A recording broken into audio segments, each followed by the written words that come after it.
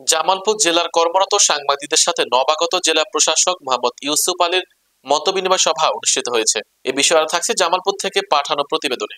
আজ বিকেলে জেলা প্রশাসক কার্যালয়ের হলরুমে এই মতবিনিময় সভা অনুষ্ঠিত হয়েছে। এই সময় বক্তব্য রাখেন নবাগত জেলা প্রশাসক মোহাম্মদ ইউসুফ আলী, অতিরিক্ত জেলা প্রশাসক ইফতেখার ইউনুস, জামালপুর প্রেস ক্লাবের সভাপতি হাফিজ রায়হান সাদা, সাধারণ সম্পাদক লুৎফুর রহমান সহ আরো অনেকে। সভায় জেলা প্রশাসক মোহাম্মদ ইউসুফ আলী জেলার উন্নয়ন কর্মকাণ্ডে সাংবাদিকদের সহযোগিতা কামনা করেন। কাজ করে জামালপুর news24.com এর সহপ্রতিনিধি আমার বিভিন্ন কারণে তার বক্তব্যের প্রয়োজন হয়েছে। বিভিন্ন সময় জামালপুর সাংবাদিক ইউনিয়নের সদস্য সচিব।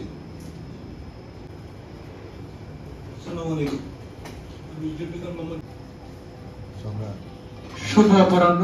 আমি নবপ্রাণ পত্রিকার সম্পাদক প্রকাশক। জামালপুরের আপনাদের স্বাগত এবং শুভেচ্ছা।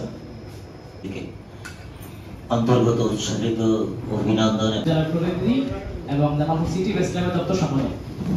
আমাদের কাজই হচ্ছে যে উন্নয়নের সমন্বয়ের মাধ্যমে, টিম ওয়ার্কের মাধ্যমে উন্নয়নের গতিশীলতা যতটুকু ছিল এটা বাড়িয়ে দেওয়া। আপনারা জানেন 2 আর 2 4 হয় গাণিতিকভাবে, কিন্তু যদি টিম ওয়ার্ক থাকে ওইটা থেকে 4-এর থেকেও বেশি রেজাল্ট আনা সম্ভব। আজকে সকালে যে সমস্ত বিভিন্ন দপ্তর কর্মকর্তা ছিলেন, রিসোর্স আনা না আনলেও পার্সু করা, এইভাবে প্রচেষ্টাটা থাকবে।